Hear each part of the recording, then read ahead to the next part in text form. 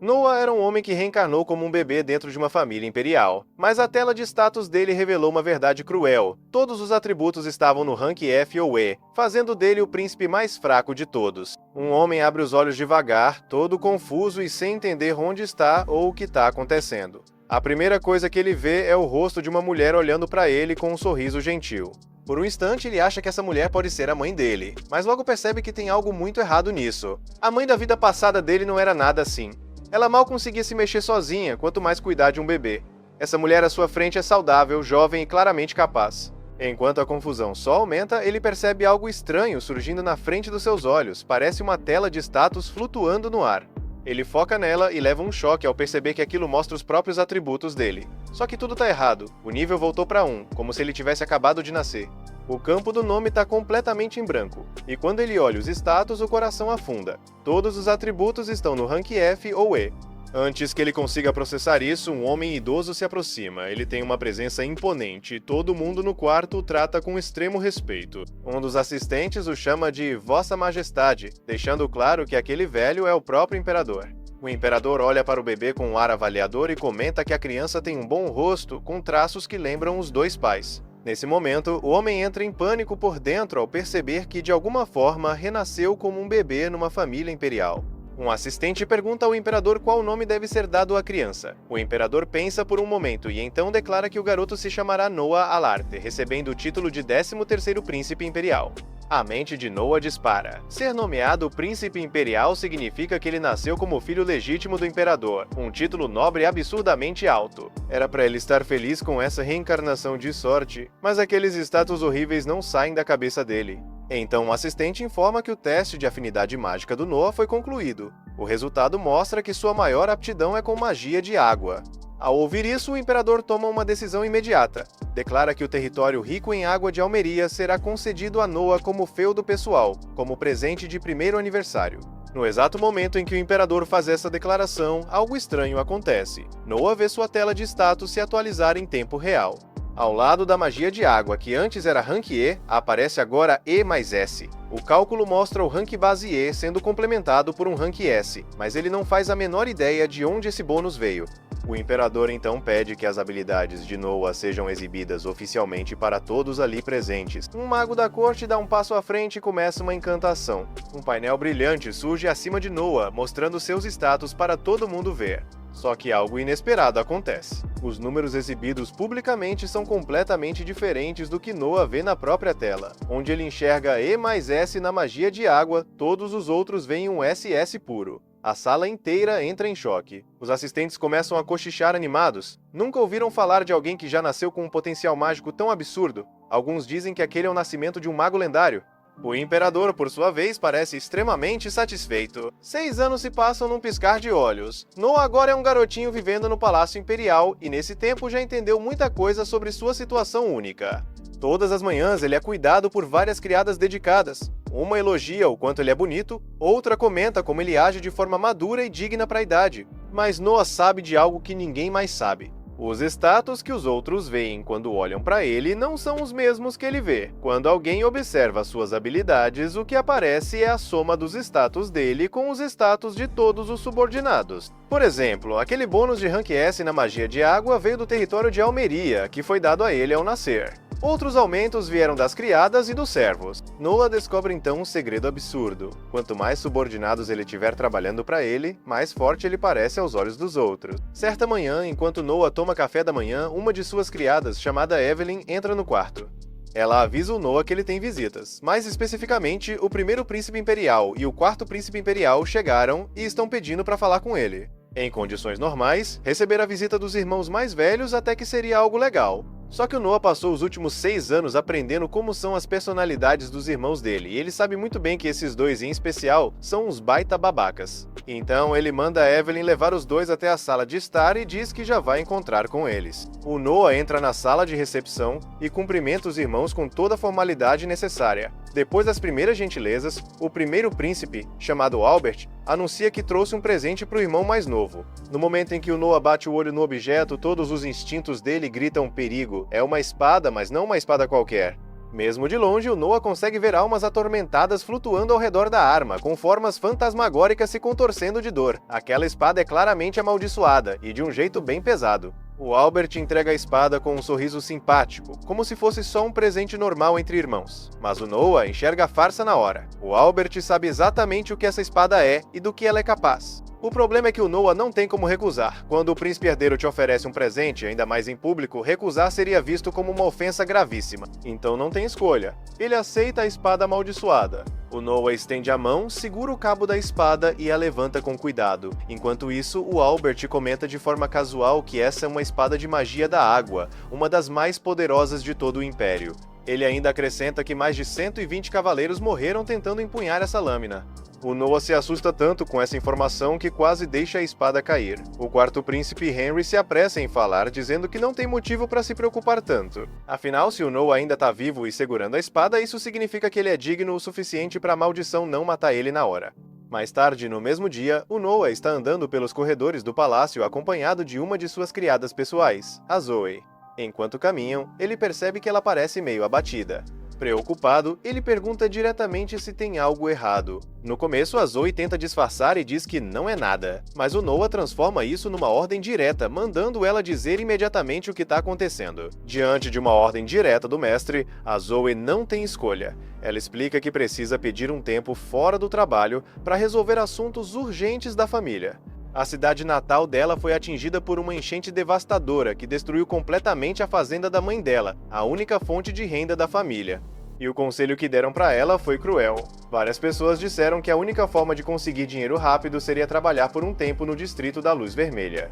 Mas o Noah não aceita isso de jeito nenhum. A expressão dele fica séria na hora. Ele diz que vai dar um emprego para a mãe da Zoe ali mesmo na casa dele pagando 10 rene por mês. Só que ele não para por aí. A enchente que destruiu a cidade da Zoe continua martelando na cabeça dele. Então ele chama o mordomo, Dylan, e dá novas ordens. Ele manda o Dylan providenciar imediatamente a compra do máximo possível das terras danificadas pela enchente naquela região. Tanto Dylan quanto a Zoe ficam completamente chocados com esse pedido. Aí o Noah explica o motivo. Depois de um desastre desses, sempre aparecem aproveitadores querendo tirar vantagem de gente desesperada. Ele quer garantir essas terras antes que esse tipo de gente chegue lá. O Dylan diz que topa ajudar, mas levanta um problema prático. Pelas contas dele, comprar todas essas terras custaria algo em torno de 700 mil rene, uma quantia absurda de dinheiro. O Noah pensa nas poucas opções que tem e toma uma decisão difícil. Ele anuncia que vai vender o feudo que possui, o território de Almeria. Na hora, o Dylan já se opõe, explicando que aquela terra foi um presente direto do próprio imperador. Na manhã seguinte, o Noah e seus subordinados estão ocupados fazendo os preparativos finais para partir rumo à região atingida pelas enchentes, quando ele recebe uma visita inesperada. É o Henry.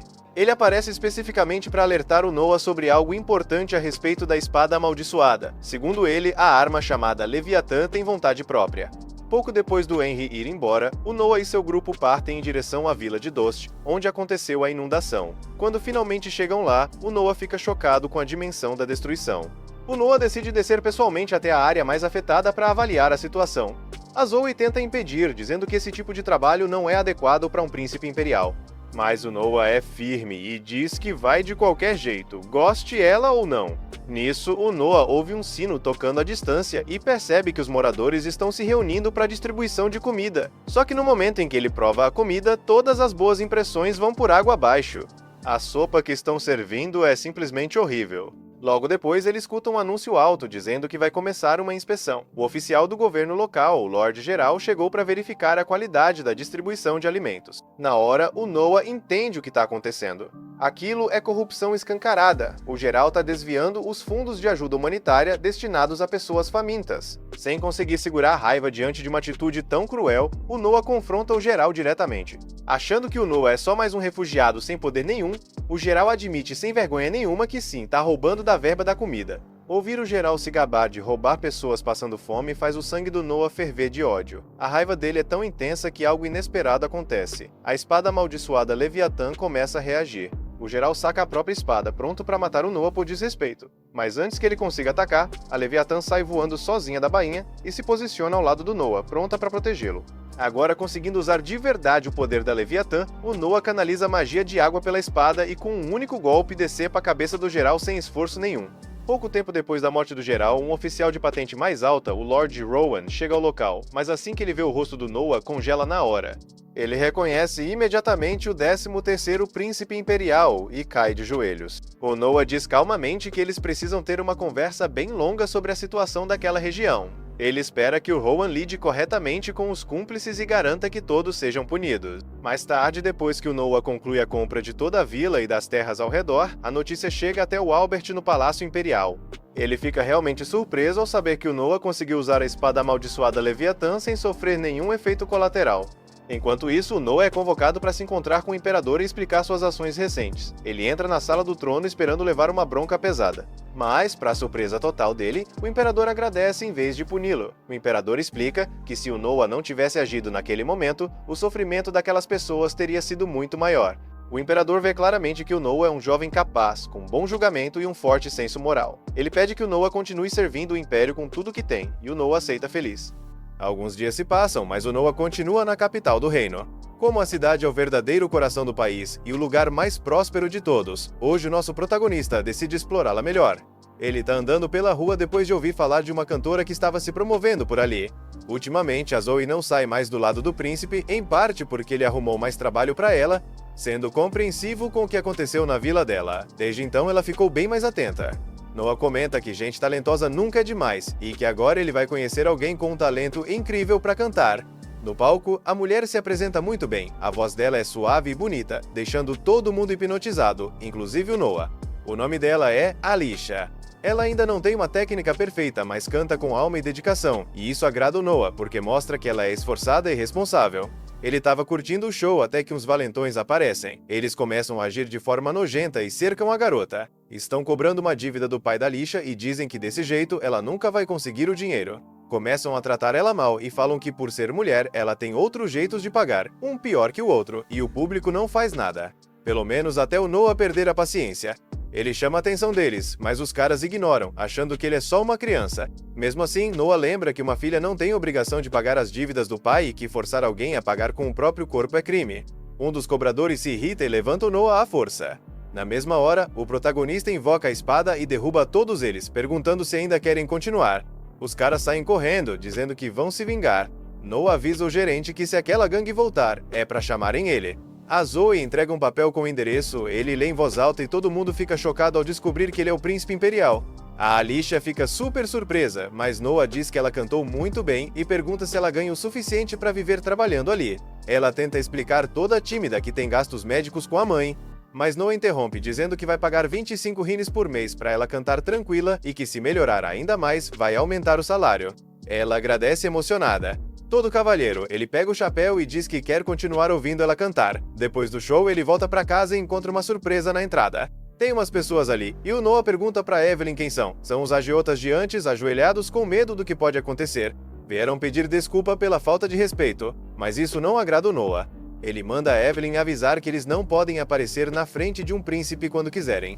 O Henry aparece e diz pro irmão que ele agiu muito bem, que foi a decisão certa, já que receber esse tipo de gente só mancha a dignidade da realeza. Noah concorda, mas diz que tem outro motivo. Ele chama o Henry para entrar e explica que não quis recebê-los justamente para mostrar que tá irritado. Assim, eles não vão mexer com a garota de novo. O Henry pergunta se ela canta tão bem assim, e o Noah pede para ele não levar a cantora embora, o que faz o irmão rir, dizendo que o garoto já tem tudo planejado. Ele compara o Noah com o Frank e o Gary. Eles têm a mesma idade, mas não chegam nem perto dele, principalmente o Gary. Apesar de serem irmãos, nem todos têm a mesma mãe. O Henry também quer falar da espada, já que ouviu dizer que o Noah dominou ela. Noah agradece. O Henry pergunta como ele consegue carregar a espada, já que deve ser pesada demais para uma criança. Noah responde que sim e não. Ele invoca a espada, assustando o irmão, e mostra que ela tem uns truques. Foi ela que ensinou o Noah a ficar enorme ou bem pequena, por isso ele consegue carregar escondida na manga. Isso deixa o Henry impressionado, já que a espada é um tesouro nacional, existe há 200 anos e nunca teve registro de algo assim. Lá fora, os agiotas ainda estão esperando, mas o careca perde a paciência e chama o príncipe de moleque metido. Os outros tentam calar ele, mas o Noah estava se despedindo do Henry e ouve tudo. Só de olhar para eles, libera um pouco do poder da espada e faz todos desmaiarem. O Henry pergunta o que foi aquilo, e o Noah explica que só soltou um pouquinho do poder dela. Mais tarde naquela noite, o nosso protagonista é convidado para um certo lugar. Quem o recebe é o Raidor. Enquanto ele caminha pelo local, o pessoal não para de elogiar. Ficam repetindo que ele tem uma postura impressionante mesmo, sendo só uma criança, que anda com elegância e é super educado, um filho digno do imperador. O Raydor fica curioso com o que ele está usando na cintura. Sem rodeios, o protagonista diz que é um presente do irmão mais velho, a espada mágica chamada Leviathan. Todo mundo fica surpreso, porque reconhecem a espada, e um dos presentes até solta que aquilo com certeza deve ser só um brinquedo. Aí tenta disfarçar, mas já era tarde demais. A Leviathan fica bem irritada e libera um pouco do poder dela, fazendo as pessoas comuns começarem a enlouquecer. O desespero bate, porque elas sentem que estão à beira da morte. O Noah não gosta nada disso e acha que ela passou dos limites. Já o Raydor, que é esperto, agradece pela demonstração. Todo mundo ali sentiu o poder de um tesouro nacional sendo controlado pelo protagonista. Os nobres passam a olhar para ele de outro jeito e agradecem ao Noah por ter controlado a espada. Os elogios continuam, e o Raydor pergunta o que deve ser feito com o homem que desafiou Noah, mas ele não tá nem aí, diz que não precisa fazer nada. Então o Raydor leva Noah até um trono para que as pessoas possam cumprimentá-lo direito. A maioria se aproxima em duplas, agradecendo pela oportunidade. Entre todos, os dois chamam a atenção do Noah. O homem se chama Byron e administra uma guilda chamada Alan. Ele apresenta a filha, Cindy Alan, e na hora o Noah já questiona, curioso, dizendo que ela é adotada. O Byron pergunta como ele sabia, e o protagonista explica que percebeu porque ele é de segunda geração e tem a postura de alguém que nasceu nobre, mas a garota não. Pelo olhar e pela empolgação exagerada dela, ele percebe que ela foi comprada como escrava e depois adotada. O Byron confirma que a dedução tá certa. Ele a comprou como escrava, mas como ela é inteligente, decidiu adotá-la e ensinar tudo pra ela. Isso agrada bastante o Noah. Todo animado, ele diz que vai convidar o Byron para ir à casa dele, porque quer saber mais sobre o crescimento da garota. O Byron fica super agradecido e se retira todo feliz, o que deixa o pessoal ao redor bem surpreso. O Noah acha o Byron um cara inteligente, e o Raydor sai logo depois que a conversa termina, porque sabe que aquilo podia gerar inveja desnecessária. Muita gente começa a cochichar, dizendo que o Byron é sortudo por ter sido reconhecido pelo príncipe. O Noah ainda comenta com o Raydor que sabia que a garota era uma ex-escrava por outro motivo. Ele usa um pouquinho do poder da Leviathan, e na mesma hora ela entra em posição de defesa. Ele percebeu que desde a primeira intimidação, ela tentou proteger o Byron, quando o normal para a idade dela seria o contrário. Essa percepção deixa o Raydor bem impressionado. Pouco depois, o Noah continua passeando pela cidade e acaba encontrando um dos irmãos mais velhos, Oscar Ararat, o oitavo príncipe imperial. Eles se cumprimentam, e o irmão pergunta o que ele está fazendo ali. Ao saber que o Noah estava só dando uma volta de carruagem, ele fica bem surpreso. Aproveitando que está livre, convida o Noah para procurar um tesouro, o que chama na hora a atenção do protagonista. Eles acabam indo para a Rua Cobalto. O Noah já tinha ouvido falar do lugar. Dizem que lá dá para encontrar todo tipo de antiguidade, mas o irmão explica que também tem muita coisa falsa e que os nobres gostam justamente de achar tesouros de verdade. Os dois começam a procurar, mas não acham nada demais até que o Noah encontra um livro específico e compra na hora. O irmão pergunta se ele achou algo interessante. Quando olha melhor, fica chocado. É o Grimório da Andrea, a grande maga lendária. E ainda por cima é um original. Ou seja, ele achou um tesouro que vale no mínimo 1000 rines e pagou só 3. O irmão pergunta como ele escolheu aquilo. O Noah diz que nem sabe direito, mas quando tocou no livro com a magia do vento, recebeu um bônus e resolveu comprar por causa disso. A Leviathan começa a gaguejar. O Noah desembainha ela e ela quase acaba danificando o livro. O irmão se assusta, mas o Noah já tinha algo em mente. O poder dele só recebe bônus de coisas que têm vontade própria, como a Leviathan. Ou seja, com certeza tem algo vivo ou especial dentro daquele livro. Um poder misterioso é liberado, e o livro se abre sozinho em páginas específicas, tudo escurece e algo acaba sendo libertado. O Oscar fica surpreso e com medo, porque aquilo pode ser o Grimório amaldiçoado que guarda a própria alma do mago. Ele diz pro Noah que eles precisam fugir, porque aquilo é o espírito vingativo do grande mago que dominava o vento. Mas o nosso protagonista encara aquilo sem medo nenhum. Ele tenta cortar algumas vezes, não consegue, até que de repente acerta em cheio. O Noah pergunta pro irmão se ele tá bem. Como o Oscar é o mais velho, ele não entende direito o que aconteceu, mas também fica preocupado com a cidade. Quando percebe que não houve nenhum dano, fica aliviado. Ainda mais porque foi o Noah que lançou o poder pra cima. Essa força deixa o irmão completamente chocado. Antes que ele consiga dizer qualquer coisa, o Bartley aparece, o dono de uma loja de antiguidades daquela rua.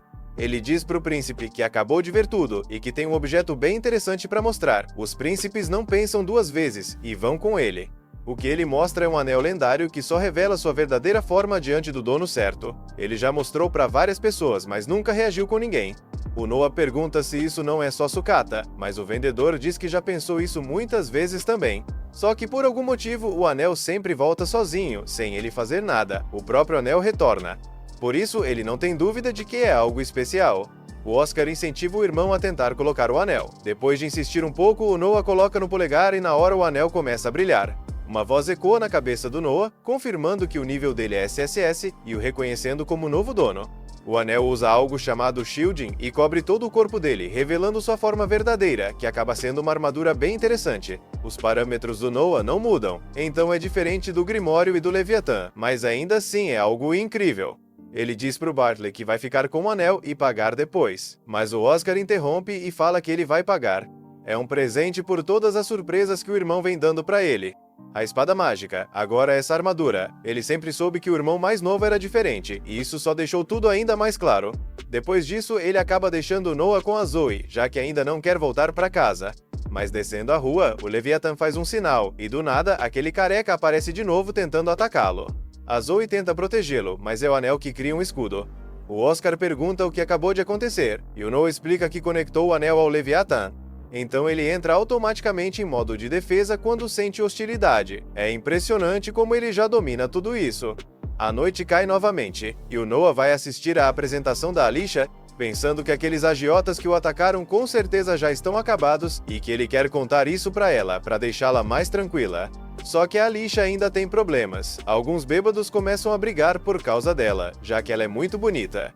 Eles a tratam como um objeto, querendo ver quem ganha ela. O Noah perde a paciência, aparece e dá uma surra neles, deixando os caras pelados. Eles fogem na hora. Todo mundo fica encantado, porque já reconhecem o príncipe ali, e acham o filho do imperador incrível. O responsável pelo lugar volta para pedir desculpas ao Noah, e o protagonista pede para que não deixem mais gente daquele tipo entrar. O gerente diz que entende, mas pede desculpas porque não pode prometer isso. Infelizmente, é desse tipo de gente horrível que ele tira o sustento. É assim que ele ganha o pão. O Noah entende, então diz que nesse caso vai comprar o lugar, pede dinheiro para Zoe e entrega. O total dá 1000 rines, e o homem fica radiante, extremamente grato. A Alicia também pergunta o que pode fazer para retribuir.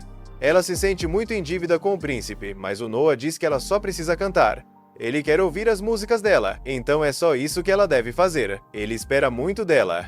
Inclusive, diz que o imperador ainda vai ouvi-la cantar algum dia, então ela precisa continuar melhorando.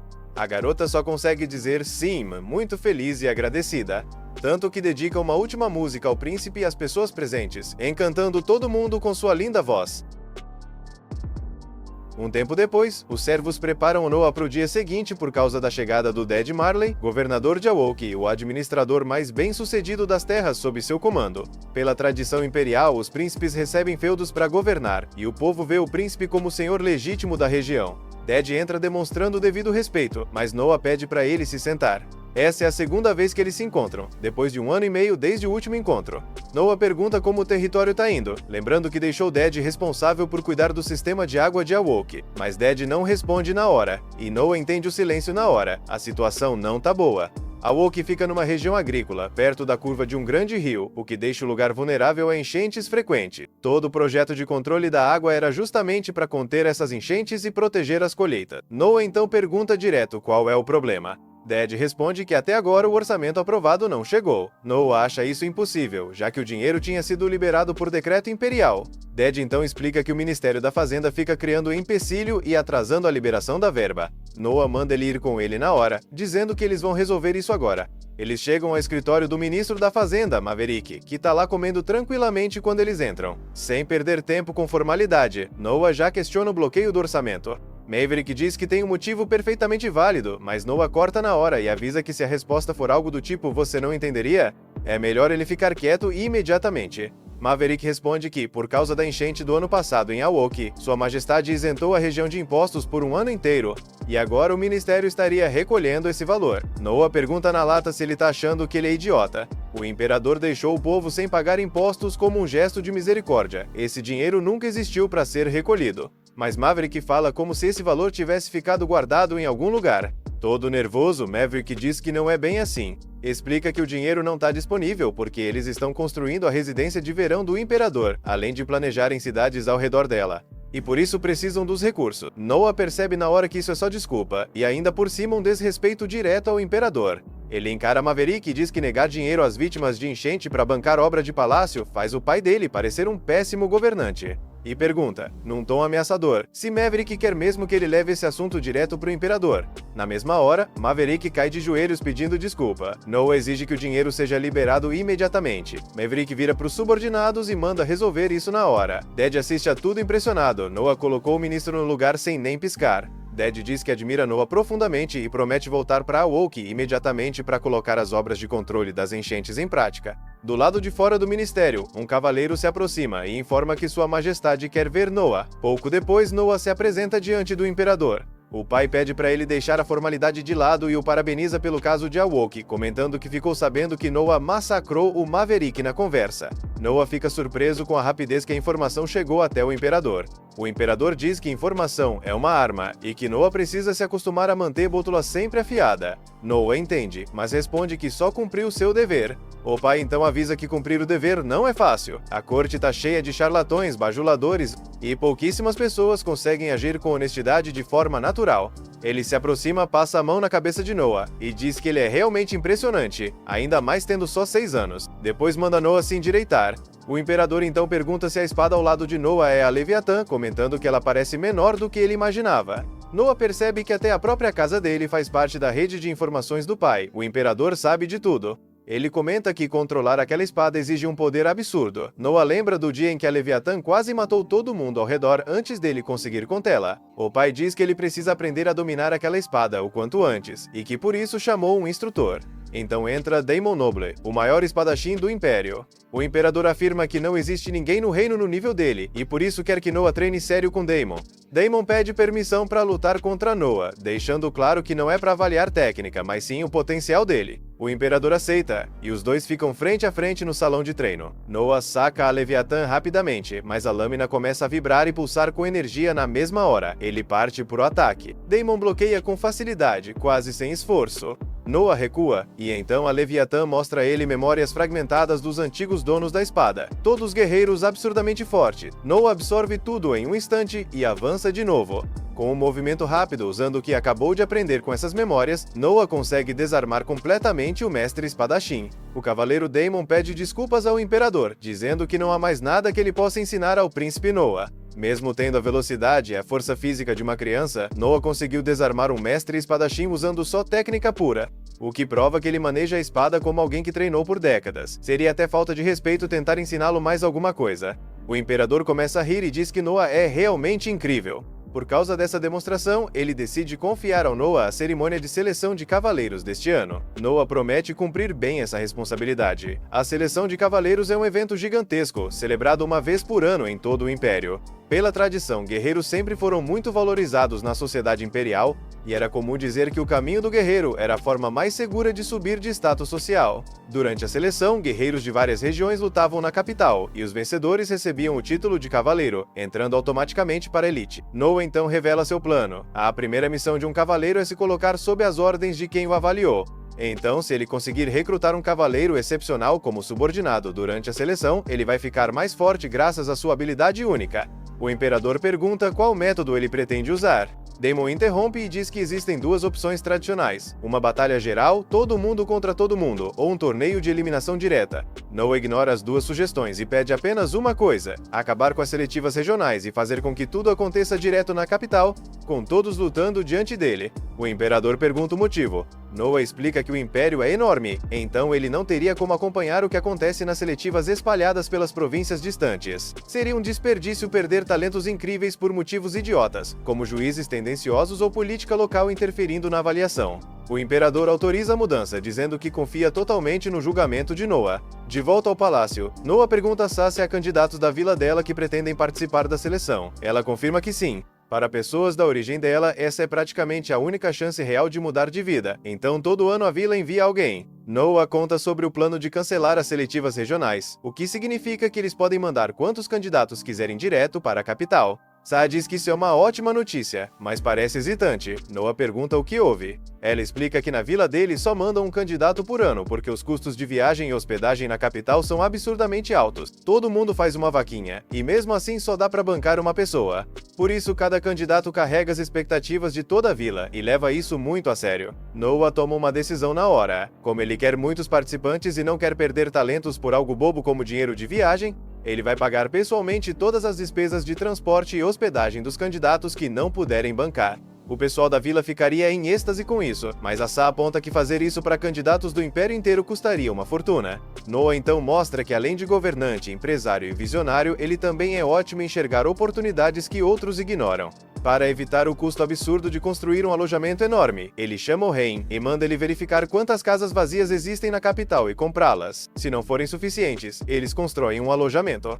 Também precisam resolver a comida, então ele pede que o Hein entre em contato com mercadores confiáveis que forneçam refeições a preços justos. Enquanto isso, Noah vai pessoalmente à cidade, deixando a Sa bem satisfeita com tudo. Depois disso, Noah se encontra com o mercador Byron. Ele apresenta um orçamento para a seleção que é ridiculamente baixo, mal cobrindo o básico. Noah fala na lata que aceitar esse trabalho por esse valor praticamente quebraria qualquer mercador. Mesmo assim, Byron não parece preocupado, já que é um pedido direto do 13º príncipe. Noah percebe que Byron quer algo grande em troca, afinal, nenhum mercador perde dinheiro só por boa vontade. Então ele pergunta diretamente o que Byron quer. Byron elogia a percepção de Noah, ainda mais considerando a idade dele. Ele explica que, paralelamente à seleção de cavaleiros, também acontecem exames para contratar funcionários do palácio. Noah entende na hora o plano. Byron quer colocar uma mulher de confiança dele dentro do palácio. Assim, ele teria acesso rápido a informações valiosas. E se por acaso o imperador se interessasse por ela e ela virasse uma consorte, os ganhos de Byron seriam incalculáveis. O mercador, meio nervoso por ter sido lido tão facilmente, reforça que isso é totalmente separado dessa comissão. Inclusive, ele já mandou um presente generoso para a residência de Noah como sinal de boa-fé. Noah entende o recado e aceita o acordo, mas com uma condição: a mulher precisa realmente ser digna do interesse e da recomendação dele. Se ela for competente e capaz, Noah vai interceder por ela. Byron aceita animado e promete encontrar alguém à altura. Além disso, Byron pede permissão para usar o emblema de sua casa em negócios ligados aos projetos de Noah, já que ficou claro que não existe aliado melhor do que o 13º príncipe. Noah aceita, reconhecendo que Byron se colocou sob seu comando, mas o alerta de forma dura: ele não vai tolerar nenhum tipo de traição. Depois, já na carruagem, o Noah fica pensando que, tendo o Byron como subordinado, ele ganhou uma baita vantagem e ficou claramente mais forte. Do lado de fora começa a chover. Aí Noah percebe algo errado. O rank de água dele, que era duplo S, caiu para apenas um S. Ele desconfia na hora que algo sério aconteceu em Alméria. Sem perder tempo, manda Sa ir direto para o palácio para falar com sua majestade. Quando eles chegam lá, o imperador confirma que realmente tem algo estranho rolando em Almeria, mesmo que ele só tenha percebido isso analisando alguns sinais e padrões. Logo depois, um mensageiro chega correndo e avisa que uma revolta estourou em Almeria. Com a informação confirmada, o imperador pergunta para o Noah qual ele acha que é a escala dessa rebelião. O Noah pensa que, apesar do rank de água dele ter caído de duplo S para S, o que parece que o poder dele caiu pela metade, na real isso é só um nível dentro de todo o poder acumulado dele. Então ele diz ao imperador que provavelmente é uma revolta de pequena escala. O imperador concorda, já que os relatórios falam em mais ou menos 5.000 pessoas envolvidas. Aí ele pergunta se o Noah quer ir pessoalmente conter a rebelião no território dele. O Noah responde que isso é impossível, afinal ele ainda é só uma criança, sem nenhuma experiência real em campo de batalha. Além disso, ele nem sabe se os soldados obedeceriam às ordens dele numa situação de combate de verdade. Então, se o imperador fizer questão de mandar um príncipe para resolver isso, Noah sugere que seja um dos irmãos mais velhos. O pai dele fica surpreso com a recusa, mas aceita a decisão e pergunta quem ele recomenda. Noah responde na hora: Henry. O imperador pergunta o motivo, e Noah explica que, pelo tamanho e pela natureza da situação, a melhor estratégia é um ataque direto pela frente. Exatamente no que o Henry é especialista. Além disso, Henry é o mais cauteloso e metódico entre os príncipes, o que faz dele a escolha ideal. O imperador entende a lógica e manda chamar o Henry imediatamente. Pouco depois, Henry já está viajando com Noah na estrada em direção ao local da rebelião. Henry pergunta se o Noah realmente vai deixar essa oportunidade passar totalmente. Ele lembra que o Império é basicamente uma sociedade guerreira e que conquistas militares abririam muitas portas para o futuro dele. O Noah se justifica dizendo que tudo aconteceu rápido demais e ele não teve tempo de se preparar. E mesmo que ele sobrevivesse liderando uma campanha militar sem experiência, as chances dos soldados morrerem à toa seriam enormes. Henry reconhece essa postura cautelosa e diz que ele também pensa assim quando o assunto é guerra. Mas de repente Noah sente o Leviathan reagir com força. Na hora ele manda a carruagem parar. Henry pergunta o que está acontecendo. Noah explica que o Leviathan reagiu a algo e ele entende que o verdadeiro alvo dessa operação é ele mesmo, não a rebelião. Sem querer envolver o irmão num ataque claramente planejado para assassiná-lo, Noah sai da carruagem imediatamente. Assim que ele pisa fora, vários círculos mágicos de água aparecem no chão, tentando prendê-lo com magias de contenção. Assassinos surgem de todos os lados, cercando Noah completamente. Mesmo assim, ele se livra das restrições usando escudos defensivos. Um dos assassinos manda os outros matarem Noah na hora. Eles atacam em grupo, mas Noah puxa o Leviathan e derrota todos com um único golpe devastador. Depois de acabar com os atacantes, Henry se aproxima para examinar os corpos. Ele comenta que, segundo os relatórios, os rebeldes deveriam ser soldados de cavalaria, mas nunca imaginou que eles teriam assassinos treinados trabalhando com eles. Ele lamenta não poder interrogá-los, mas Noah o tranquiliza. Ele não matou ninguém, só deixou todos inconscientes e usou a habilidade de intimidação do Leviathan para mantê-los dominados. Aí pede para o Henry levá-los sob custódia para interrogatório. Henry comenta que os relatórios dizem que os rebeldes são principalmente cavalaria. Noah lembra que Almeria quase não produz cavalos de guerra. O território não é nada favorável para isso. Henry confirma, e isso dá uma ideia para o Noah. No dia seguinte, Noah chama o Byron e pergunta se ele faz comércio perto de Almeria. Byron confirma que sim. Antes de continuar, Noah avisa de forma bem séria que se qualquer coisa discutida ali sair daquela sala, ele vai mandar executar o Byron por traição. Byron aceita na hora, sem hesitar. Noah então revela que houve uma rebelião em Almeria e que a principal força deles é composta por cavalaria. Ele mostra uma caixa com 10.000 rines e manda Byron usar tudo para comprar absolutamente toda a ração de cavalos disponível na região e nos arredores. Byron aceita na hora, mas pergunta sobre a comida para os soldados rebeldes. Noah manda ele esquecer isso completamente. Ele explica: a Almeria não tem nenhuma indústria de cavalaria, então, segundo a inteligência do Henry, os rebeldes devem ter comprado todos os cavalos de fora. Além disso, existe um limite do quanto dá para roubar dos camponeses sem causar uma revolta total. Byron entende na hora, se Noah comprasse comida para os soldados ia causar saques e caos geral. Mas atacando só a ração dos cavalos, a mobilidade e o poder de ataque da rebelião vão desmoronar. Noah confirma. Byron, vendo o olhar frio e calculista do Noah, percebe a ousadia do plano e elogia ele, dizendo que foi brutalmente genial. Depois disso, ele vai embora prometendo começar as compras imediatamente. Sozinho, Noah reflete que, com essa jogada estratégica, o Henry vai ter uma vida muito mais fácil na batalha de verdade. A rebelião não vai cair por confronto direto, mas por uma manipulação econômica bem pensada, que destrói completamente a base logística deles. No dia seguinte, Noah se ajoelha diante do imperador. O pai dele explica que os rebeldes do incidente recente estavam tentando sequestrar o Noah para usar ele como moeda de troca. Noah pensa com calma e percebe que, para os rebeldes admitirem isso tão facilmente, eles com certeza estão escondendo parte da história. O imperador admite que a desconfiança do Noah está certa, mas manda ele não se preocupar. Ele explica tranquilamente que tem métodos confiáveis para verificar se alguém está falando a verdade, e com isso ele quer dizer tortura. Noah simplesmente aceita a palavra do pai, sem questionar. Deixando isso de lado, o imperador elogia Noah com empolgação por ter criado o plano estratégico de comprar toda a ração dos cavalos nas regiões controladas pelos rebeldes. Essa jogada basicamente travou a movimentação deles. Ao ouvir isso, Noah fica genuinamente chocado. Ele tinha tomado essa decisão há pouquíssimo tempo. O imperador se aproxima e dá um tapinha carinhoso no ombro do Noah. Ele diz que tanto as ideias brilhantes que Noah sempre tem, quanto a capacidade impressionante de agir com decisão são qualidades incríveis, sinais claros de um grande líder. Noah agradece, meio sem jeito. Então o imperador anuncia que quer recompensar o Noah do jeito certo. Depois de alisar a barba pensativo, ele decide adicionar uma espada ao brasão do escudo do Noah.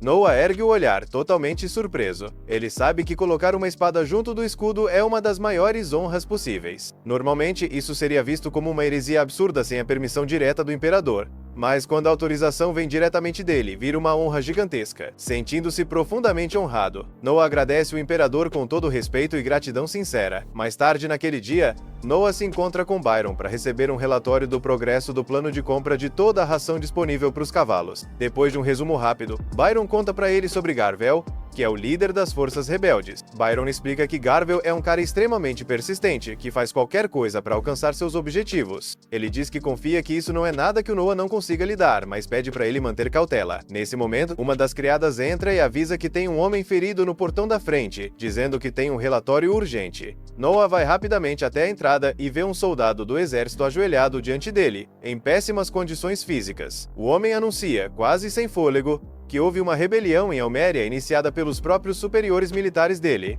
Ele explica que se recusou a participar de uma revolta contra a autoridade imperial, e foi por isso que veio direto falar com Noah. Byron percebe que a informação não é lá muito útil, já que o Noah já sabia da rebelião em Almeria. Mesmo assim, Noah agradece o soldado de forma calorosa por ter viajado de tão longe e em condições perigosas. Ele pede para a criada levar o soldado para dentro e garantir que ele receba tratamento médico adequado. Além do atendimento médico, Noah ainda dá 1000 rean como recompensa para o soldado. Depois disso, ele se retira em silêncio. Byron vai atrás dele e pergunta qual foi o sentido de uma recompensa tão generosa, já que a informação basicamente não servia para nada. Noah admite que... tecnicamente, isso é verdade, mas explica o motivo dele. O fato de um simples soldado ter atravessado uma distância enorme, arriscando a própria vida, só para informar o Noah pessoalmente mostra uma lealdade verdadeira à família imperial. Para ele, esse tipo de lealdade genuína merece ser reconhecida e recompensada, independentemente da informação ter sido útil ou não. Byron escuta com atenção e começa a entender a filosofia básica do Noah como líder. Mais tarde, naquele mesmo dia, enquanto Noah está ocupado cuidando de papelada administrativa, Sa entra toda nervosa. Ela conta que um homem desconhecido se aproximou dela e ofereceu cerca de 500 rean para convencer o Noah a beber alguma coisa que parecia ser um remédio de dormir. No instante em que Noah ouve isso, ele entende na hora que esse é o método dos rebeldes para fazer ele apagar e depois sequestrá-lo. Noah pergunta para Sa por que ela veio contar isso para ele em vez de aceitar o dinheiro. Sa explica que nunca conseguiria imaginar trair o Noah, ainda mais depois de tudo o que ele fez para ajudar a mãe e a família dela. Ao ouvir isso, Noah volta em silêncio para a mesa dele e entrega para ela um cheque de 5.000 rean. Já que ela não o vendeu por 500 rean, ele decidiu acrescentar mais um zero como recompensa pela lealdade dela. Sa recusa na hora, dizendo que esse valor é alto demais, mas Noah insiste com firmeza e manda ela aceitar, porque ela realmente mereceu. Então Sa faz uma reverência profunda, com lágrimas escorrendo pelo rosto, agradecendo Noah várias vezes. Depois desse momento emocional, Noah diz para Sa que quer que ela faça mais uma coisa. Ela se endireita imediatamente e diz que vai fazer qualquer coisa que ele pedir. Noah explica o plano com cuidado. Ele vai beber o remédio para dormir de propósito. Quando apagar, ela deve deixar os rebeldes levarem ele sem interferir. Assim que eles forem embora com ele, Sa precisa fugir o mais rápido possível e se esconder em algum lugar seguro, porque Noah sabe que os rebeldes só tentariam matá-la se ela ficasse por perto como testemunha. Sa acha o plano extremamente perigoso, mas depois de hesitar um pouco, concorda em seguir tudo exatamente como ele mandou. Eles colocam o plano em prática naquela mesma noite. Mais tarde, Noah acorda na parte de trás de uma carroça em movimento, com as mãos e os pés bem amarrados. Por sorte, ele tinha escondido o Leviatã antes, então ainda tem acesso à arma. Os 3 bandidos que estavam vigiando ele foram descuidados o bastante para não tirar o anel de proteção, então ele usa isso para cortar as amarras. Em seguida, Noah pede para o Leviatã mostrar as memórias armazenadas do que aconteceu depois que ele perdeu a consciência. Ao rever essas lembranças, Noah vê como os bandidos entraram na mansão e o sequestraram. Agora que ele entende a situação, Noah decide que chegou a hora de atacar. Os rebeldes percebem ele se levantando na carroça, mas não entram em pânico, porque acham que Noah é só uma criança fraca. Eles se aproximam tentando amarrá-lo de novo, mas Noah simplesmente puxa o Leviatã e mata um dos bandidos na hora. Por um instante, os outros ficam paralisados. Eles se recuperam rápido e decidem atacar o Noah juntos, achando que a vantagem numérica vai ajudar. Só que Noah enfrenta os dois sem nenhuma dificuldade, derrotando todos de forma metódica. Logo depois que a luta termina, Sa chega com um grupo de busca. Assim que Noah vê ela, ele dá uma bronca por ela ter saído para tentar salvá-lo quando ele tinha mandado ela se esconder. Sa abaixa a cabeça e diz que simplesmente não conseguiu evitar. Ela ficou tão preocupada com ele que teve que sair procurando. Vendo como ela é sincera, Noah perdoa e diz para ela não fazer algo tão imprudente de novo. Em seguida, ele manda o grupo recolher os corpos. Enquanto isso, um dos soldados se abaixa para pegar uma adaga do chão. Noah grita na hora para ele parar e manda ninguém tocar na adaga. Ele ordena que todos se afastem. Depois disso, ele se aproxima e observa a adaga com cuidado. Noah se pergunta se aquela é a adaga amaldiçoada sobre a qual ele tinha sido avisado, já que dá para sentir uma quantidade absurda de energia maligna concentrada nela. Noah percebe que a adaga é amaldiçoada com um ódio profundo direcionado especificamente à última pessoa que a empunhou. Pela assinatura da energia maligna, ele deduz que quem usou aquilo foi o próprio líder rebelde, Garvel. Usando o poder do Leviatã, Noah se concentra nessa assinatura específica, e então libera um ataque de longo alcance que atravessa distâncias gigantescas. O golpe corta o próprio espaço, seguindo a presença do líder rebelde onde quer que ele estivesse escondido. O ataque alcança o alvo e mata Garvel instantaneamente. No dia seguinte, Noah se encontra com o Imperador para relatar tudo o que aconteceu. O Imperador parabeniza Noah calorosamente por esse feito incrível, dizendo que não é algo que muitas pessoas conseguiriam fazer em uma vida inteira. Com o líder rebelde morto, as forças rebeldes perdem o rumo rapidamente. Logo, elas são completamente esmagadas pelas tropas do príncipe Henry. Pouco tempo depois, todos os envolvidos na conspiração da rebelião são presos e levados a julgamento. Agora que a situação está sob controle, chega a hora do imperador dar a sentença aos traidores. Depois de pensar com cuidado, ele manda o carrasco preparar os cavalos, porque os traidores seriam esquartejados em público. O júri e todos os presentes comemoram ao ouvir isso, achando que seria uma punição justa. Porém, de repente, Noah dá um passo à frente diante do imperador. Com respeito, mas falando de forma firme, ele diz que essa decisão não é a mais sábia.